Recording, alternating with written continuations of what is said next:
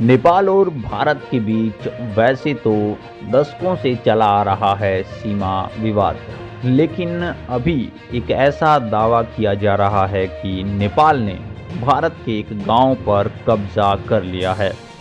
नमस्कार, मैं PM DNA Singh और आप देख रहे हैं कमाल यार।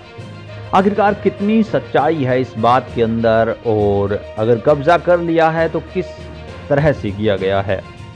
एक्चुअल में सीमा विवाद की जो जड़ है उसे दोनों तरफ से भारत अपने फेवर में कैसे रखना चाहता है, वो सारी बातें करेंगे। वीडियो के अंत तक बने रहिए, और अगर आप चैनल पे नए हों तो चैनल को सब्सक्राइब करके बेल आइकन दबा लीजिए ताकि आपको अगला अपडेट भी सबसे पहले मिल सके। चलिए वीडियो को शुरू करते हैं। खास तौर पे खुजली होती है यहाँ पे मीडियाज़ को, भारत की मीडिया कहें या फिर ऐसे कहें कि गोदी मीडिया, जो मोस्ट ऑफ फैक्टर में ऐसे मुद्दे फैलाने का कार्य करती हैं। फिलहाल नेपाल सरकार ने भारतीय गांव पर कब्जा कर लिया है, ऐसी एक रिपोर्ट सामने आई। सुगोली संधि के तहत जो गांव भारतीय सीमा में था, लेकिन 50 साल पहले आई बाढ़ इस क्षेत्र की गंडकी नदी के उस पार वो गांव चला गया, और नेपाल का दावा है कि गंडक के इस पार की जमीन नेपाल की है। इस बात को लेकर दोनों देशों के बीच विवाद है, ऐसी लाइनें देखने को मिली हैं। चलिए अब फैक्ट्स को जानते हैं।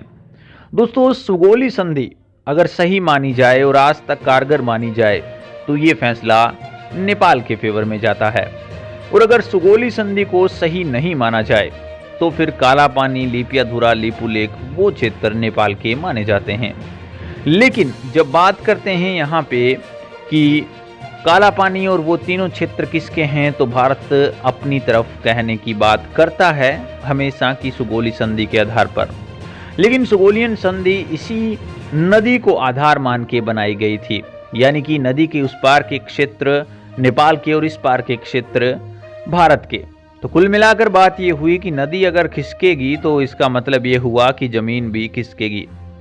और हमें पता है कि नदियां कभी भी एक रूट नहीं देखती, वो दशकों सदियों के बाद धीरे धीरे करके अपना रूट चेंज कर लेती हैं। ये कोई बाढ़ की बात नहीं है दोस्तों, बिना बाढ़ के भी नदियां अपना फ्लो है वो कहीं न कहीं निर्धारित स्थान से अलग ले जाती हैं।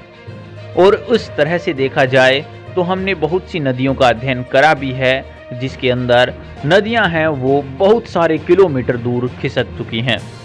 तो इसका मतलब ये हुआ कि अगर इस नदी को आधार मानकर बनाया गया था तो नदी खिसकने पर उनकी ज़मीन भी बढ़ेगी, क्योंकि सुगोली संधि में ऐसा बिल्कुल नहीं कहा गया था कि नदी खिसकेगी तो क्या होगा। उन्होंने सिर्फ नदी का दायरा दिया था।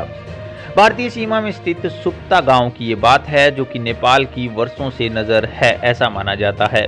नेपाल उस पर कब्जा करने का समय समय पर प्रयास करता रहा है, ये रिपोर्ट कहती है। एक बार फिर इस विवादित गांव पर पूरी तरह कब्जा करने के लिए नेपाल को अपना प्रशासनिक भूगोल बदल दिया है। नेपाल सरकार ने भारत के इस सुस्ता गांव को हथियाने के लिए पूरा त्रिवेणी नगर पालिका क्षेत्र को गंडकी प्रदेश से निकालकर लुम्बिनी प्रदेश में डाल दिया है, परंतु ऐसा नहीं है।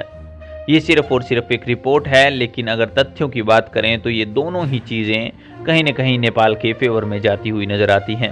करीब 5 दशक से नेपाल इस पर दावा कर रहा है, और अब उनके एंडर में भी ये आ चुका है। बुद्धा सर्किट से जोड़ने की पहल भी करी होगी पहले, और अब यहाँ पे ये विवाद भी कहीं न कहीं लोगों को भड़काने का कार्य करेगा। इसके बारे में अपने विचार कमेंट सेक्शन में जरूर लिखिए। चलिए आज के लिए इतना रखते हैं, कोई नया अपडेट मिलता है तो फिर आपके सामने हाजिर होंगे। वीडियो को लाइक कीजिए, शेयर कीजिए, और अगर आप चैनल पर नए हों चैनल को सब्सक्राइब करके बेल आइकन दबा लीजिए ताकि आपको अगला अपडेट भी सबसे पहले मिल सके।